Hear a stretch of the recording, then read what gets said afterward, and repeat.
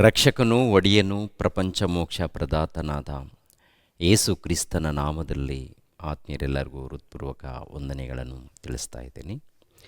ಈ ದಿನ ಮತ್ತೊಂದು ಅಂಶವನ್ನು ಮಾತನಾಡೋದಕ್ಕೆ ಸಿದ್ಧನಾಗಿದ್ದೇನೆ. ಪ್ರಿಯರಾದ ದೇವರ ಮಕ್ಕಳಿರ, ಹೊಸ ದಿಗಂತ ಡಿಜಿಟಲ್ ಯೂಟ್ಯೂಬ್ ಚಾನಲ್ನಲ್ಲಿ ಒಂದು ವಿಡಿಯೋ ನನಗೆ ಪರಿಚಯ ಇರುವಂಥ ಒಬ್ಬರು ಸಿಸ್ಟರು ನನಗೆ ಕಳಿಸ್ಕೊಟ್ರು. ಆಮೇಲೆ ಆ ವಿಡಿಯೋವನ್ನು ನೋಡಿದಾಗ ಅದರಲ್ಲಿ ಒಬ್ಬರು ಸಿಸ್ಟರ್ ಮಾತನಾಡಿದ್ದಾರೆ. ಏನು ಮಾತನಾಡಿದ್ದಾರೆ ಎಂಬ ವಿಷಯವನ್ನು ಒಂದು 2 ನಿಮಿಷ ಆ ವಿಡಿಯೋವನ್ನು ನಾವು ನೋಡೋಣ. ಅಕ್ರಮ ಧರ್ಮಾಂತರ ಕಾಯ್ದೆನ ವಿರೋಧ ಮಾಡಿ ಕ್ರಿಶ್ಚಿಯನ್ ಮಿಷನರಿಗಳು ಸುಪ್ರೀಂ ಕೋರ್ಟ್ ಹೋಗ್ಯಾವ. ಇದು ಸಂವಿಧಾನಿಕ ವಿರೋಧ ಅಂತ ಅವರಿಗೆ ಕನ್ವರ್ಟ್ ಮಾಡ್ಕೊಳಕ ಕಷ್ಟ ಆಗತೈತಿ. ಹಿಂಗಾಗಿ ಇದೊಂದು ತಗಾದೆ ತೆಗ್ದಾರ. ಒಂದಲ್ಲ ಎರಡಲ್ಲ, ಲಕ್ಷಾಂತರ ಜನರನ್ನ ಕ್ರಿಶ್ಚಿಯನ್ ಧರ್ಮಕ್ಕ ಮತಾಂತರ ಮಾಡ್ಕೊಂಡಾರ. ಸಾಕಷ್ಟು ಆಸೆ ತೋರಿಸಿ ಅವ್ರನ್ನ ತಮ್ಮ ಧರ್ಮದತ್ತ ಸೆಳೆಯಾಕತ್ತಾರೆ. ಧರ್ಮಾಂತರ, ಒಂದು ಧರ್ಮದವ್ರನ್ನ ಇನ್ನೊಂದು ಧರ್ಮಕ್ಕ ಕನ್ವರ್ಟ್ ಮಾಡೋದು ಅಂದ್ರೆ ನಿಮ್ಮ ಧರ್ಮ ಬಿಟ್ಟು ನಮ್ಮ ಧರ್ಮಕ್ಕೆ ಬರ್ರಿ ಅಂತ ಕರೆಯೋದು. ಇಂಥ ಕೇಸ್ಗಳು ನಮ್ಮ ದೇಶದಾಗ ಸಾಕಷ್ಟು ಆಗ್ತಿರ್ತಾವ. ಹಿಂದೂಗಳನ್ನ ಬೇರೆ ಧರ್ಮಕ್ಕೆ ಕನ್ವರ್ಟ್ ಮಾಡ್ತಾರೆ. ಅದು ಇಸ್ಲಾಂ ಆಗಿರ್ಬೋದು, ಕ್ರಿಶ್ಚಿಯನ್ ಆಗಿರ್ಬೋದು, ಇನ್ಯಾವುದೋ ಆಗಿರಬಹುದು. ಅಥವಾ ಬೇರೆ ಧರ್ಮದನ್ನ ಬೇರೆ ಬೇರೆ ಧರ್ಮಕ್ಕೂ ಕೂಡ ಕನ್ವರ್ಟ್ ಮಾಡ್ತಿರ್ತಾರೆ. ಪ್ರಶ್ನೆ, ಕನ್ವರ್ಟ್ ಸ್ವಇಚ್ಛೆಯಿಂದ ಆದ್ರೆ ಅದು ಬೇರೆ. ಇಲ್ಲ ನೀವು ಕನ್ವರ್ಟ್ ಆಗಲೇಬೇಕು ಅಂತ ಹೇಳಿ ಕನ್ವರ್ಟ್ ಮಾಡ್ಕೊಂಡ್ರು ಆದ್ರೆ ಅದು ಕಾನೂನು ಬಾಹಿರ ಆಗ್ತೈತಿ. ಇದೆಲ್ಲ ನಮಗೆ ಗೊತ್ತೈತಿ. ಇದಕ್ಕಂತ ಒಂದು ಕಾನೂನು ಕೂಡ ಐತಿ, ಅಕ್ರಮ ಧರ್ಮಾಂತರನ ನಿಷೇಧ ಕಾನೂನು. ಈ ಕಾನೂನು ಬಂದಾಗಿಂದ ಸ್ವಲ್ಪ ಮಟ್ಟಿಗೆ ಇಲ್ಲಿಗಲ್ ಕನ್ವರ್ಷನ್ ಕಡಿಮೆ ಆಗೈತೆ ಅಂತ ಹೇಳಬಹುದು. ಆದ್ರೂ ಇನ್ನು ಕೆಲವೊಂದು ಕಡೆ ಈ ರೀತಿಯ ಕನ್ವರ್ಷನ್ಗಳು ಆಗ್ತಿರ್ತಾವೆ. ಹೆಚ್ಚಾಗಿ ಕ್ರಿಶ್ಚಿಯನ್ ಧರ್ಮದವರು ಮನವೊಲಿಸಿ ಯಾವುದೋ ಒಂದು ಆಸೆ ಆಕಾಂಕ್ಷೆಯನ್ನು ತೋರಿಸಿ ಕ್ರಿಶ್ಚಿಯನ್ ಧರ್ಮಕ್ಕೆ ಬೇರೆ ಬೇರೆ ಧರ್ಮದವ್ರನ್ನ ಮತಾಂತರ ಮಾಡ್ಕೋದಾರು ಅನ್ನೋ ಆರೋಪಗಳು ಬಹಳಷ್ಟು ಅದಾವೆ. ನೋಡಿದ್ರೆ ಪ್ರಿಯರಾದ ದೇವರ ಮಕ್ಕಳಿರ, ನಮ್ಮ ದೇಶದಲ್ಲಿ ಮತವನ್ನು ಕುರಿತು, ಜಾತಿಯನ್ನು ಕುರಿತು, ಕುಲವನ್ನು ಕುರಿತು, ಅದೇ ಪ್ರಕಾರ ದೇವರ ಮಾರ್ಗವನ್ನು ಕುರಿತು ಸರಿಯಾದ ರೀತಿಯಲ್ಲಿ ಅರ್ಥ ಮಾಡಿಕೊಳ್ಳದೆ ಒಬ್ಬೊಬ್ಬರು ಒಂದೊಂದು ರೀತಿಯಲ್ಲಿ ಮಾತನಾಡ್ತಾ ಇದ್ದಾರೆ. ಹೊಸ ದಿಗಂತ ಡಿಜಿಟಲ್ ಯೂಟ್ಯೂಬ್ ಚಾನಲ್ನಲ್ಲಿ ಇದೊಂದು ವಿಡಿಯೋ ಏನಪ್ಪ ಅಂತ ನೋಡುವಾಗ, ಕ್ರೈಸ್ತರು ಸುವಾರ್ತೆ ಮಾಡ್ತಾರೆ, ಕ್ರೈಸ್ತರು ವಾಕ್ಯಗಳನ್ನು ಸಾರ್ತಾರೆ, ಕ್ರೈಸ್ತರು ಕರಪತ್ರಿಕೆಗಳನ್ನು ಕೊಡ್ತಾರೆ, ಪ್ರಾರ್ಥನೆ ಮಾಡ್ತಾರೆ, ಸುವಾರ್ತೆ ಹೇಳ್ತಾರೆ. ಯಾರು ಕೇಳ್ತಾರೋ ಅವರಿಗೆ ವಾಕ್ಯಗಳನ್ನು ಹೇಳ್ತಾರೆ. ಪ್ರಾರ್ಥನೆ ಮಾಡಿ ಅಂದಾಗ ಪ್ರಾರ್ಥನೆ ಮಾಡಿ ಅವರನ್ನು ಆಶೀರ್ವಾದ ಮಾಡಿ ಬರುವಂಥದ್ದು ನಾವು ನೋಡ್ತಾ ಇದ್ದೀವಿ. ಆದರೆ ಇವ್ರ ಕಣ್ಣಿಗೆ ಏನು ಕಾಣಿಸ್ತಾ ಇದೆಯಪ್ಪ ಅಂತ ನೋಡುವಾಗ ಮತಾಂತರ ಮತಾಂತರ ಮತಾಂತರ ಮತಾಂತರ ಮಾಡ್ತಾ ಇದ್ದಾರೆ. ಒತ್ತಾಯ ಮಾಡಿ ಏನೋ ಆಸೆಗಳನ್ನು ತೋರಿಸಿ ಮತಾಂತರ ಮಾಡ್ತಾ ಇದ್ದಾರೆ, ಒತ್ತಾಯ ಮಾಡಿ ಮತಾಂತರ ಮಾಡ್ತಾ ಇದ್ದಾರೆ ಅಂಥೇಳಿ ಗಮನಿಸಬೇಕು. ಅಮ್ಮ, ಹೊಸ ದಿಗಂತ ಯೂಟ್ಯೂಬ್ ಚಾನಲಲ್ಲಿ ಮಾತನಾಡಿರುವಂಥ ಸಿಸ್ಟರ್ ಆಗಿರುವಂಥ ನೀವು, ಅದೇ ಪ್ರಕಾರ ನಿಮ್ಮನ್ನು ಹಿಂಬಾಲಿಸುವಂಥ ಪ್ರತಿಯೊಬ್ಬರು, ನಾವು ಭಾರತ ದೇಶದಲ್ಲಿದ್ದೀವಿ. ಭಾರತ ದೇಶದಲ್ಲಿದ್ದಂಥ ನಾವೆಲ್ಲರೂ ಕೂಡ ಅಣ್ಣ ತಮ್ಮಂದಿರು, ಅಕ್ಕ ತಂಗಿಯರು, ಎಲ್ಲರೂ ಒಂದೇ. ನಾವೆಲ್ಲರೂ ಭಾರತೀಯರು. ಈ ಭಾರತ ದೇಶದಲ್ಲಿ ಅನೇಕ ನಂಬಿಕೆಗಳಿವೆ. ಈ ನಂಬಿಕೆಗಳಲ್ಲಿ ಒಬ್ಬೊಬ್ಬರು ಒಂದೊಂದು ನಂಬಿಕೆಯಿಂದ ಜೀವಿಸ್ತಾ ಇರ್ತಾರೆ. ಅವರ ನಂಬಿಕೆ ಅದು. ಅದೇ ಪ್ರಕಾರ ಕ್ರೈಸ್ತರಾಗಿರುವಂಥ ನಮ್ಮ ನಂಬಿಕೆ ನಮ್ಮದು. ನಮ್ಮ ನಂಬಿಕೆ ಏನು? ಯೇಸು ಕ್ರಿಸ್ತರು ಲೋಕರಕ್ಷಕನು, ಪಾಪ ವಿಮೋಚಕನು. ಆತನ ಮೂಲಕ ನಮಗೆ ರಕ್ಷಣೆ ಇದೆ.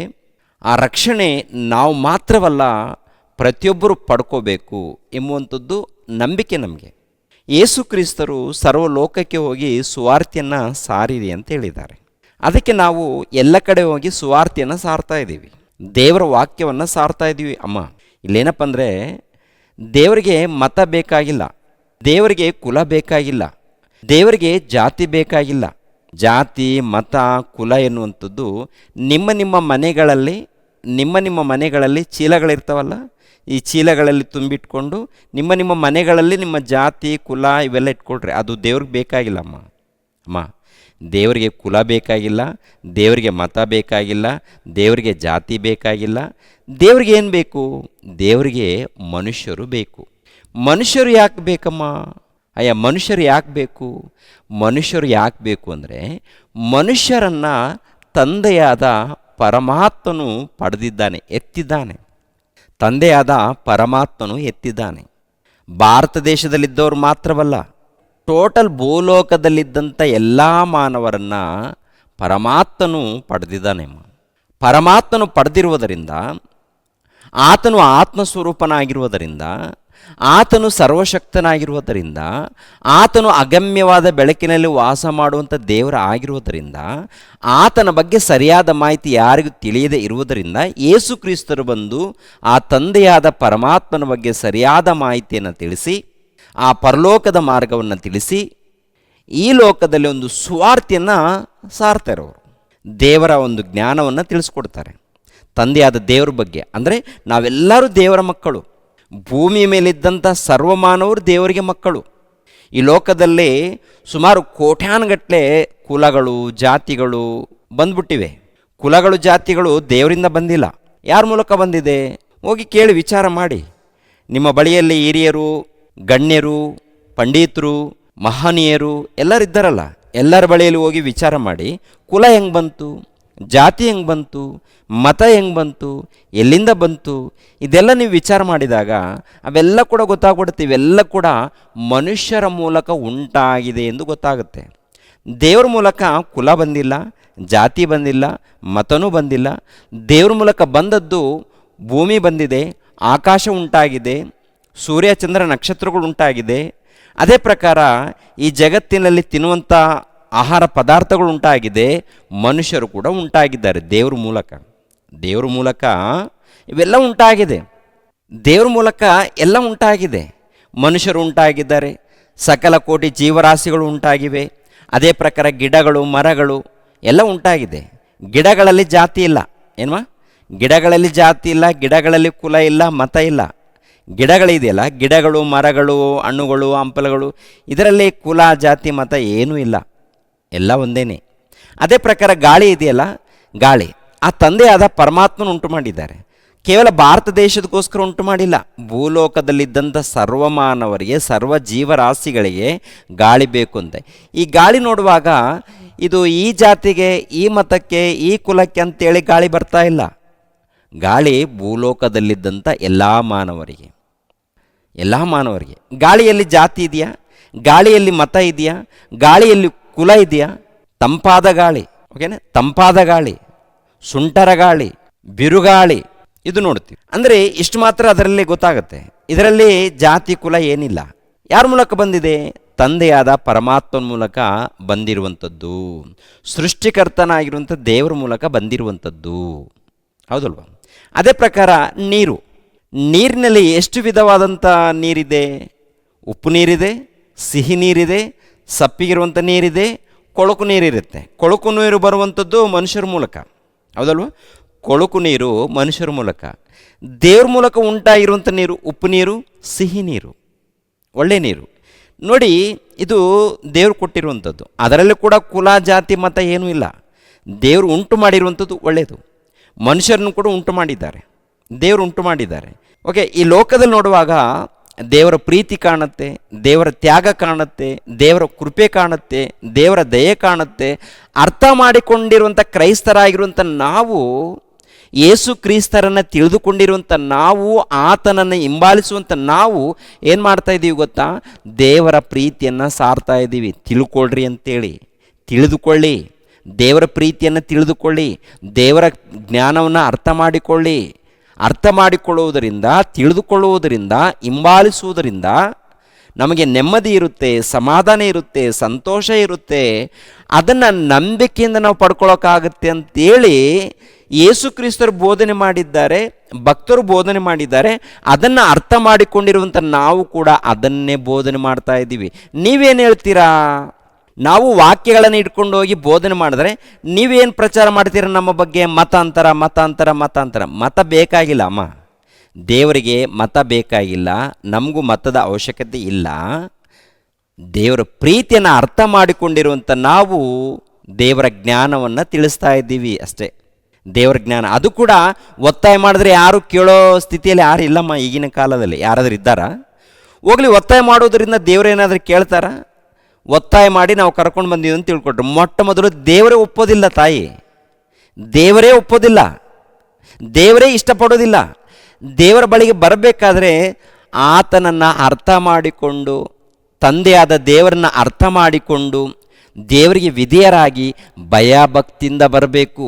ಚರ್ಚಿಗೆ ಬರಬೇಕಾದ್ರೆ, ಪ್ರಾರ್ಥನೆಗೆ ಬರಬೇಕಾದ್ರೆ ಭಯ ಇರಬೇಕು, ಭಕ್ತಿ ಇರಬೇಕು. ಆವಾಗ ದೇವರು ಇಷ್ಟಪಡ್ತಾರೆ. ಈ ಲೋಕದಲ್ಲಿ ಒಬ್ಬೊಬ್ಬರೊಂದೊಂದು ರೀತಿಯಲ್ಲಿ ಬರ್ತಾ ಇದ್ದಾರೆ, ಅದು ಎಲ್ಲ ಕಡೆ ಇರುತ್ತೆ. ಮನುಷ್ಯರ ಮಧ್ಯದಲ್ಲಿ ಏರುಪೇರು ಇರುತ್ತೆ, ವೇಷಧಾರಿಗಳಿರ್ತಾರೆ, ನಿಜವಾದ ಭಕ್ತರಿರ್ತಾರೆ, ಇದ್ದಾರೆ. ಈ ಸಮಾಜದಲ್ಲಿ ಎಲ್ಲ ರೀತಿಯಲ್ಲಿ ಜನ ಇದ್ದಾರೆ. ಆದರೆ ದೇವರು ಇಷ್ಟಪಡೋದು ಎಂಥವ್ರನ್ನ ಗೊತ್ತಾ? ಭಯ ಭಕ್ತಿಯಿಂದ ಬಂದವರನ್ನು, ಭಯ ಭಕ್ತಿಯಿಂದ ಹಿಂಬಾಲಿಸುವವರನ್ನು ದೇವರು ಇಷ್ಟಪಡ್ತಾರೆ. ಯಾರೋ ಒತ್ತಾಯ ಮಾಡಿದ್ದಾರೆ ಅದಕ್ಕೆ ಇವರು ಬಂದಿದ್ದಾರೆ ಅಂದರೆ ದೇವರು ಇಷ್ಟಪಡಲ್ಲ. ದೇವರು ಇಷ್ಟಪಡುವಂಥದ್ದು, ಯೇಸು ಕ್ರಿಸ್ತರು ಇಷ್ಟಪಡುವಂಥದ್ದು ಏನಂತ ನೋಡುವಾಗ, ಮನುಷ್ಯರು ಭಕ್ತರಾಗಿ ಜೀವಿಸಬೇಕು ಅಮ್ಮ. ಹೇಗೆ ಜೀವಿಸಬೇಕು?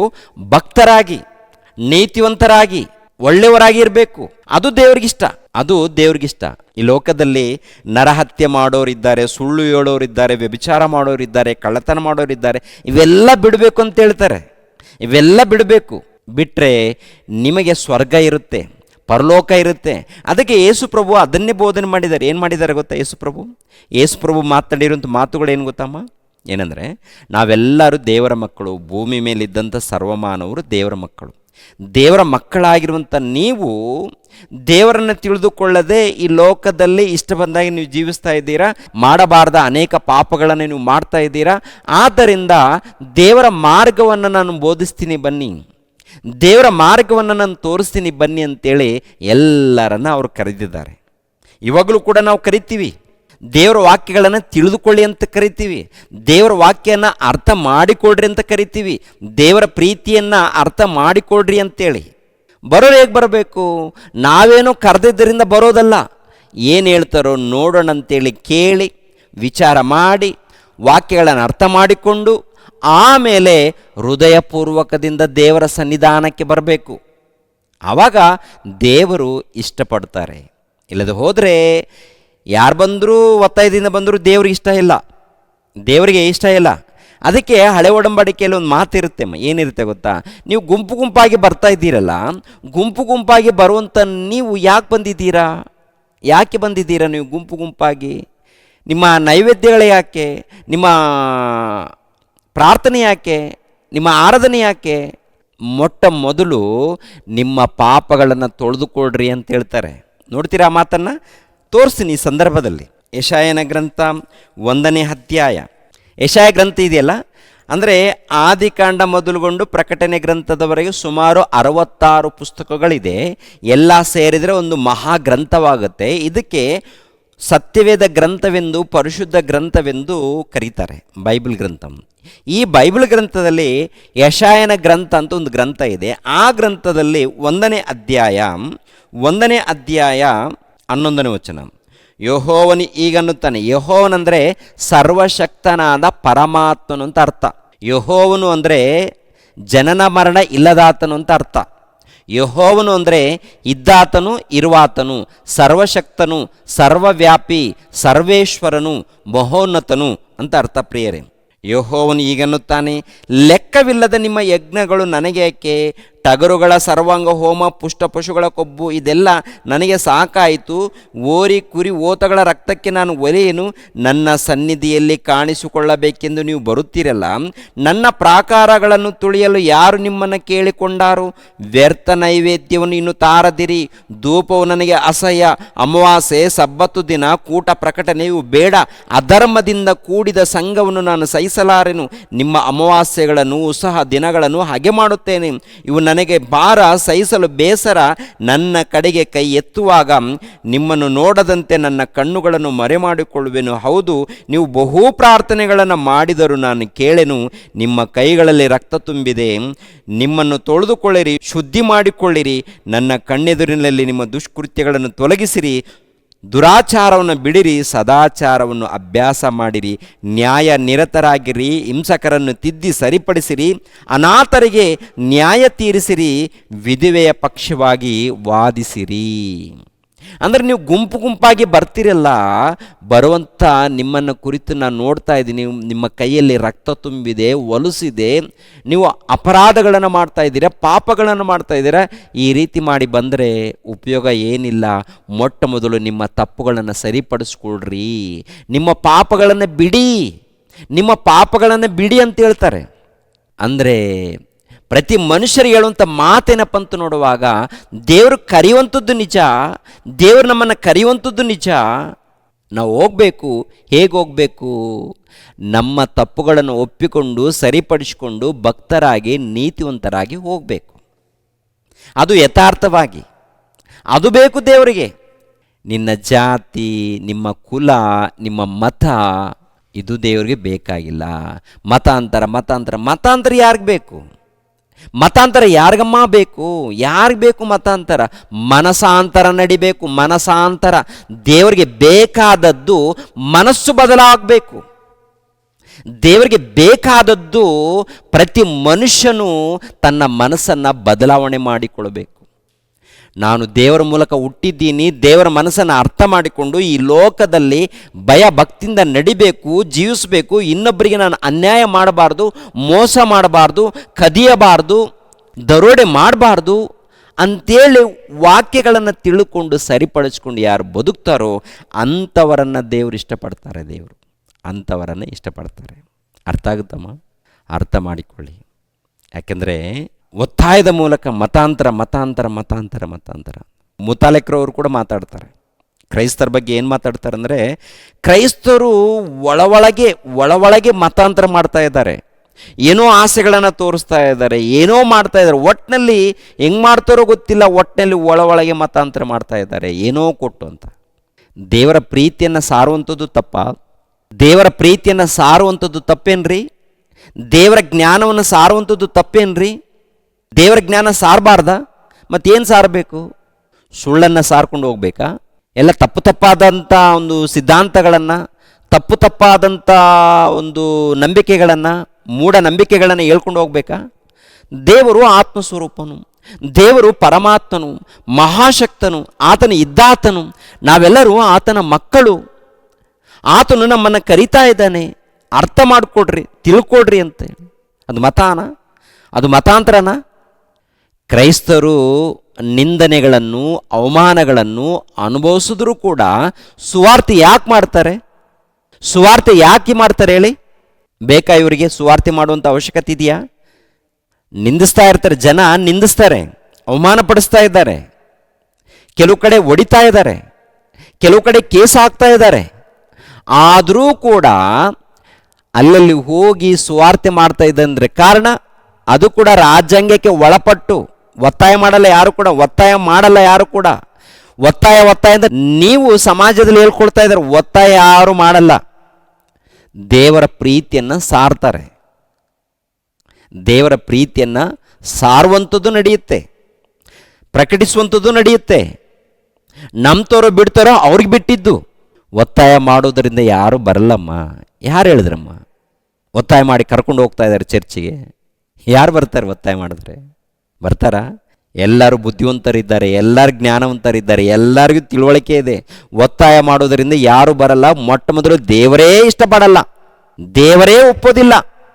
ಅರ್ಥ ಆಗುತ್ತಮ್ಮ? ನಿಮ್ಗೆ ಅರ್ಥ ಆಗುತ್ತೋ ಇಲ್ಲೋ ನನಗೆ ಗೊತ್ತಿಲ್ಲ. ಇರೋ ವಿಷಯಗಳನ್ನ ನಾನು ಹೇಳ್ತಾ ಇದ್ದೀನಿ. ಭೂಮಿ ಮೇಲಿದ್ದಂಥ ಸರ್ವಮಾನವರು ಸಾಕ್ಷಾತ್ ಪರಮಾತ್ಮನ ಮಕ್ಕಳು. ಭಾರತ ದೇಶದಲ್ಲಿ ಇದ್ದವ್ರು ಮಾತ್ರವಲ್ಲ, ಭೂಲೋಕದಲ್ಲಿದ್ದಂಥ ಸರ್ವಮಾನವರು.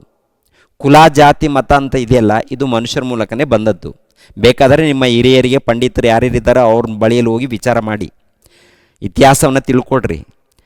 ಭಾರತ ದೇಶದ ಇತಿಹಾಸವನ್ನು, ಪ್ರಪಂಚ ದೇಶದ ಇತಿಹಾಸವನ್ನು ತಿಳ್ಕೊಡ್ರಿ. ಇತಿಹಾಸವನ್ನು ಬಿಟ್ಟು ನೀವು ಕಥೆಗಳನ್ನು ತಿಳ್ಕೊಳ್ತಾ ಇದ್ದೀರ. ಕಥೆಗಳು, ಇತಿಹಾಸ ಓದಬೇಕು. ಜಾತಿ ಹೇಗೆ ಬಂತು, ಮತ ಹೇಗೆ ಬಂತು, ಕುಲ ಹೇಗೆ ಬಂತು, ಬೈಬಲ್ ಗ್ರಂಥ ಹೇಗೆ ಬಂತು, ಬೈಬಲ್ ಗ್ರಂಥದಲ್ಲಿ ಜಾತಿ ಮತಕ್ಕೆ ಏನಾದರೂ ದೇವರು ಒಪ್ಪಿಗೆ ಕೊಡ್ತಾ ಇದ್ದಾರಾ, ದೇವರು ಯಾವುದನ್ನು ಇಷ್ಟಪಡ್ತಾರೆ, ದೇವರು ಯಾವುದನ್ನು ಎದುರು ನೋಡ್ತಾ ಇದ್ದಾರೆ ಮನುಷ್ಯರ ಮೂಲಕ, ಅದು ಗೊತ್ತಾಗುತ್ತೆ. ಓದಬೇಕಲ್ಲ. ಬೈಬಲ್ ಕೊಟ್ಟರೆ ಮತಾಂತರ ಅಂತೇಳಿ ದೊಡ್ಡದು ಮುದ್ರೆ ಹಾಕ್ಬಿಟ್ಟಿದ್ದಾರೆ ನಮಗೆ. ಮುದ್ರೆ ಒಂದು ಯೇಸು ಕ್ರಿಸ್ತರ ಬಗ್ಗೆ ಒಂದು ಕರಪತ್ರಿಕೆ ಕೊಟ್ಟರೆ ಅದಕ್ಕೊಂದು ಕೇಸ್ ಹಾಕ್ಬಿಡ್ತಾರೆ ಇವರು. ಯೇಸು ಕ್ರಿಸ್ತರ ಬಗ್ಗೆ ಹೊರಗಡೆ ಒಂದು ಪ್ರೀತಿಯನ್ನು ಸಾರಿದರೆ ಒತ್ತಾಯದ ಮೂಲಕ ಮತಾಂತರ ಮಾಡೋದಕ್ಕೆ ಬಂದರು ಅಂತೇಳಿ ಎಲ್ಲ ಮೀಡಿಯಾದಲ್ಲಿ ತೋರಿಸ್ತಾ ಇರ್ತಾರೆ. ಇನ್ನು ಎಲ್ಲಿ ಹೋಗಿ ಸಾರೋದು? ದೇವರ ಪ್ರೀತಿ ಸಾರ್ತಾ ಇದ್ದೀವಿ, ಯೇಸು ಕ್ರಿಸ್ತರ ಪ್ರೀತಿ ಸಾರ್ತಾ ಇದ್ದೀವಿ. ಒಳ್ಳೆ ಅದ್ಭುತವಾದಂಥ ಪ್ರೀತಿ ಇದೆ. ನಿಜವಾಗ್ಲೂ ಮನಸ್ಸು ಕೊಟ್ಟು ಓದಿದಾಗ ಉಲ್ಲಾಸವಾಗುತ್ತೆ, ಆನಂದವಿರುತ್ತೆ, ಸಮಾಧಾನ ಇರುತ್ತೆ, ನೆಮ್ಮದಿ ಇರುತ್ತೆ. ನಾವು ಆ ನೆಮ್ಮದಿಯನ್ನು, ಆನಂದವನ್ನು, ಸಂತೋಷವನ್ನು ಅನುಭವಿಸ್ತಾ ಇದ್ದೀವಿ. ಒಂದು ಕಡೆ ನಿಂದನೆಗಳು, ಒಂದು ಕಡೆ ಶೋಧನೆಗಳು, ಒಂದು ಕಡೆ ಬಾಧೆಗಳು ಏನೇ ಇದ್ದರೂ ಕೂಡ ದೇವರ ಮೂಲಕ ಸಿಗುವಂಥ ಆನಂದವನ್ನು, ಸಂತೋಷವನ್ನು, ನೆಮ್ಮದಿಯನ್ನು ಅನುಭವಿಸ್ತಾ ಇದ್ದೀವಿ. ಸತ್ತರೆ ನಾವು ಪರಲೋಕಕ್ಕೆ ಹೋಗ್ತೀವಿ ಅಂತ ನಂಬಿಕೆಯಿಂದ ನಾವು ಬದುಕ್ತಾ ಇದ್ದೀವಿ. ಅದೇ ಪ್ರಕಾರ ನೀವು ಕೂಡ ಆ ನೆಮ್ಮದಿಯನ್ನು ಅನುಭವಿಸ್ರಿ. ಸತ್ತರೆ ನಿತ್ಯ ಜೀವ ಸಿಗುತ್ತೆ, ಪರಲೋಕ ಸಿಗುತ್ತೆ ಅಂತೇಳಿ ಸಾರ್ತಾ ಇದ್ದೀವಿ. ಯೇಸುಪ್ರಭು ಅದನ್ನೇ ಹೇಳಿದ್ದಾರೆ. ಯೇಸುಪ್ರಭು ಹೇಳಿದ ಮಾತೇನು ಗೊತ್ತಾ? ಸರ್ವಲೋಕಕ್ಕೆ ಹೋಗಿ ಸುವಾರ್ತೆಯನ್ನು ಸಾರಿರಿ. ಯಾರು ನಂಬಿ ಭಕ್ತಿಯಿಂದ ನಡೀತಾರೋ ಅವರಿಗೆ ರಕ್ಷಣೆ ಇರುತ್ತೆ, ಸತ್ತರೆ ಪರಲೋಕ ಇರುತ್ತೆ, ನಿತ್ಯ ಜೀವ ಇರುತ್ತೆ. ನಂಬದೆ ಹೋದರೆ ದಂಡನೆಗೆ ಗುರಿ ಆಗ್ತಾರೆ. ಹೇಳೋದನ್ನು ನೀವು ಹೇಳಿ ಅಂತ ಹೇಳ್ತಾರೆ. ಅದನ್ನೇ ನಾವು ಹೇಳ್ತಾ ಇದ್ದೀವಿ, ಅದನ್ನೇ ನಾವು ಸಾರ್ತಾ ಇದ್ದೀವಿ. ಒಂದೆರಡು ವಚನವನ್ನು ನೋಡೋಣ. ಯೋಹಾನನು ಬರೆದ ಸುವಾರ್ತೆ, ಯೇಸುಪ್ರಭು ಹೇಳಿರುವಂಥ ಮಾತನ್ನು ನೋಡೋಣ. ಓಕೆ, ಯೋಹಾನನು ಬರೆದ ಸುವಾರ್ತೆ 11ನೇ ಅಧ್ಯಾಯ 25ನೇ ವಚನ. ನಾನೇ ಪುನರುತ್ಥಾನವೂ ಜೀವವೂ ಆಗಿದ್ದೇನೆ. ನನ್ನನ್ನು ನಂಬುವನು ಸತ್ತರೂ ಬದುಕುವನು, ಮತ್ತು ಬದುಕುತ್ತಾ ನನ್ನನ್ನು ನಂಬುವ ಪ್ರತಿಯೊಬ್ಬನು ಎಂದಿಗೂ ಸಾಯುವುದಿಲ್ಲ. ಇದನ್ನು ನಂಬುತ್ತೀರಾ? ಅಂದರೆ ನನ್ನನ್ನು ಅಂದರೆ ಯೇಸು ಕ್ರಿಸ್ತರನ್ನು ನಂಬಿರುವಂಥ ಪ್ರತಿಯೊಬ್ಬರಿಗೂ ನಿತ್ಯ ಜೀವ ಇದೆ. ಸತ್ತೋದ ಮೇಲೆ ಮತ್ತೊಂದು ಲೋಕದಲ್ಲಿ ಜೀವ ಇದೆ, ಪರಲೋಕದಲ್ಲಿ ಸ್ಥಾನ ಇದೆ ಅಂತೇಳಿ ಪ್ರಭು ಹೇಳಿದ್ದಾರೆ. ಆ ಪರಲೋಕ ಬೇಕು ಅಂತೇಳಿ ನಾವು ನಂಬುತ್ತಾ ಇದ್ದೀವಿ. ಅದೇ ಪ್ರಕಾರ ಇನ್ನೊಬ್ಬರಿಗೆ ಸಾರ್ತಾ ಇದ್ದೀವಿ. ಇಷ್ಟೇ. ಯೇಸು ಪ್ರಭು ದೈವಕುಮಾರನು, ದೇವರು ಪರಮಾತ್ಮ, ನಮ್ಮ ತಂದೆ, ಎಲ್ಲರಿಗೂ ತಂದೆ.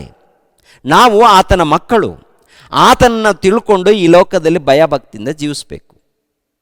ಯೇಸು ಪ್ರಭು ಹೇಳಿದ್ದಾರೆ, ನಾನೇ ಮಾರ್ಗವು ಜೀವವು, ನನ್ನ ಮೂಲಕ ಹೊರತು ಯಾರು ಕೂಡ ಪರಲೋಕಕ್ಕೆ ಬರಲ್ಲ. ನನ್ನನ್ನು ನಂಬಿದರೆ, ನನ್ನ ಮಾತುಗಳನ್ನು ಕೇಳಿ ನನ್ನ ವಾಕ್ಯದ ಪ್ರಕಾರ ಜೀವಿಸಿದರೆ ಅವರಿಗೆ ನಿತ್ಯ ಜೀವ ಇದೆ. ಆ ನಿತ್ಯ ಜೀವ ಪಡ್ಕೊಳ್ಳೋದಕ್ಕೆ ನಾವು ಪ್ರಯಾಸ ಪಡ್ತಾ ಇದ್ದೀವಿ. ನಾವು ಮಾತ್ರ ಪರಲೋಕಕ್ಕೆ ಹೋಗೋದಲ್ಲ, ಎಲ್ಲರಿಗೂ ಕೂಡ ನಾವು ತಿಳಿಸ್ಬೇಕು. ಅವರು ಕೂಡ ನಮ್ಮ ಸಹೋದರಲ್ವಾ, ಭೂಲೋಕದಲ್ಲಿದ್ದಂಥ ನಮ್ಮ ಅಣ್ಣ ತಮ್ಮಂದಿರಲ್ವಾ.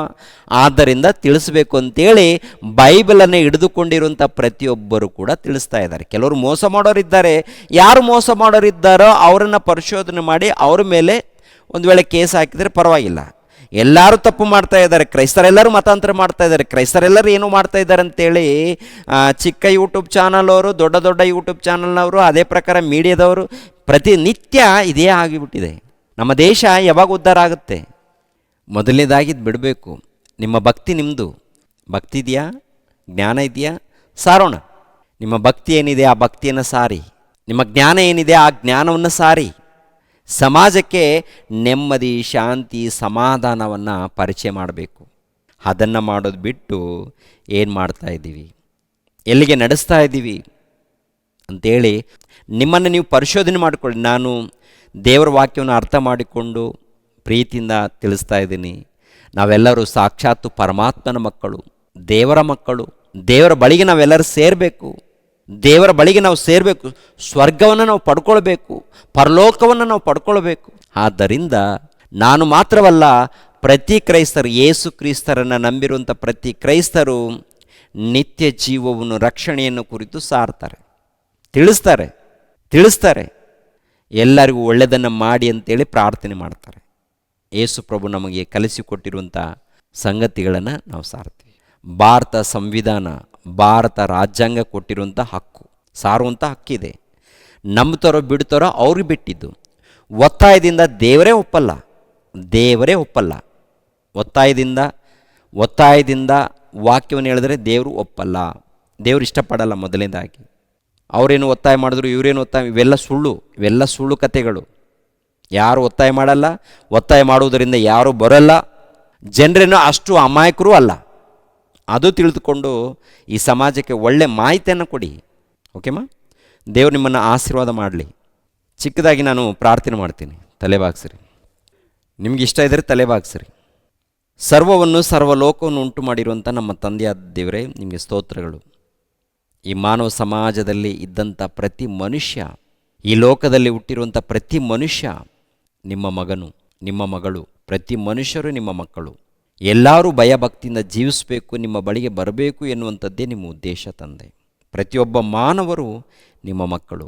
ಎಲ್ಲರೂ ರಕ್ಷಣೆ ಹೊಂದಬೇಕು, ಎಲ್ಲರೂ ನಿತ್ಯ ಜೀವವನ್ನು ಪಡಿಬೇಕು ಎಂಬ ಉದ್ದೇಶದಿಂದ ನಿಮ್ಮ ಪ್ರಿಯ ಕುಮಾರನಾದಂಥ ಯೇಸು ಕ್ರಿಸ್ತನನ್ನು ಈ ಲೋಕಕ್ಕೆ ಕಳಿಸಿಕೊಟ್ಟು ರಕ್ಷಣೆ ಮಾರ್ಗವನ್ನು ನೀವು ತೋರಿಸಿದ್ದೀರ ತಂದೆ. ನಿಮ್ಮ ಮಾತುಗಳನ್ನು, ನಿಮ್ಮ ಜ್ಞಾನವನ್ನು ತಿಳಿದುಕೊಂಡು ಭಯಭಕ್ತಿಯಿಂದ ಜೀವಿಸುವಂತೆ ಸಹಾಯ ಮಾಡಿ. ಯಾರ್ಯಾರು ನಿಮ್ಮ ವಾಕ್ಯಕ್ಕೆ ವಿರುದ್ಧವಾಗಿ ಮಾತನಾಡ್ತಾ ಇದ್ದಾರೋ ಅವರೆಲ್ಲರನ್ನು ಕನಿಕರಿಸಿ ಕಾಪಾಡಿ ನೆಮ್ಮದಿ, ಶಾಂತಿ, ಸಮಾಧಾನವನ್ನು ಅನುಗ್ರಹಿಸಿ. ಯೇಸು ಪವಿತ್ರ ನಾಮದಲ್ಲಿ ಬೇಡ್ತಾ ಇದೆಯಪ್ಪ ತಂದೆಯೇ, ಆಮೇನ್. ಎಲ್ಲರಿಗೂ ವಂದನೆಗಳು.